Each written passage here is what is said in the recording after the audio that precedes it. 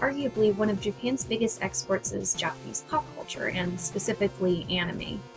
Most Westerners are familiar with anime via things like Pokemon, Dragon Ball Z, and even something as old as Speed Racer. But one of the most popular exported anime was Sailor Moon, which gave Western audiences a glimpse into the Mahou Shoujo genre. And you might ask, what is Mahou Shoujo? Well, to put it in simpler terms, magical girl. And if you've seen any bit of Sailor Moon or have any sort of idea what it's about, or if you've even seen the American cartoon Gem from the 80s, then you already have some knowledge about what it's about. Specifically, magical girls are girls that transform and have superpowers, for lack of a better word. The easiest way to put it would be like with Sailor Moon, they use their powers to fight evil, but that's not always the case with magical girls. So everybody's familiar with Sailor Moon, at least, or I hope so, unless you've been living under a rock.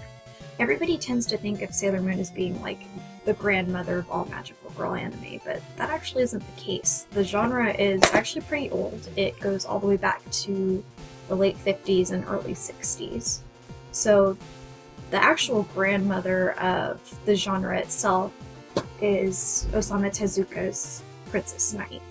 And while she isn't technically a magical girl, it's going to set the tone for what magical girl anime is going to be about, as well as shoujo anime. As far as like the actual, transforming girl or girl with powers, that's going to come from the American TV series Bewitched. It was exported over to Japan, and they did a Japanese dub of it, and it actually turned out to be pretty popular with girls. And so, kind of capitalizing on that, a couple anime were released. The first one would be Mahou Shoujo, or Sally the Witch, and very much like Bewitched, she's a cute little witch. She uses her powers for good. She lives in the human world. And after that came Himitsu no Ako-chan, and she was the first transforming magical girl. She had a little magical compact that she used to transform herself, and that would be, used in Sailor Moon.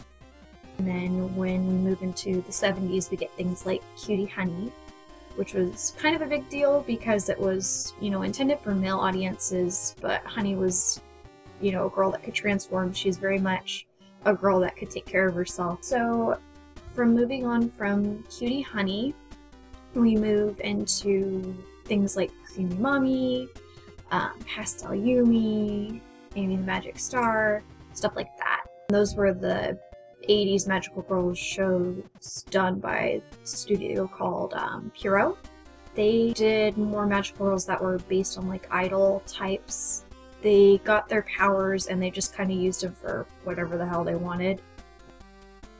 We moved on to the 90s, where you got your Sailor Moon, your Tokyo Mew Mew, and your Cardcaptor Sakura. They basically defended the world from, outside forces. So that's another archetype of magical girl. We have the Defenders of Justice. And then another iteration of the cute little witch trope all the way back to Sally the Witch is going to be Sugar Sugar Room, which, they're girls that have magic, but they use them for their own intents and purposes. So basically that's what it boils down to is, does a magical girl use her powers to save the world, or does she use them for, her own purposes? Now you have a little bit more knowledge. You at least know what Sailor Moon is, where Sailor Moon came from, and a little bit more history about the genre. It's much, much older than Sailor Moon, despite what other people might think. So hopefully, you learned something today and you'll go out and pursue other magical girl anime. Madoka is another really, really, really, really good one. Right, have a good day.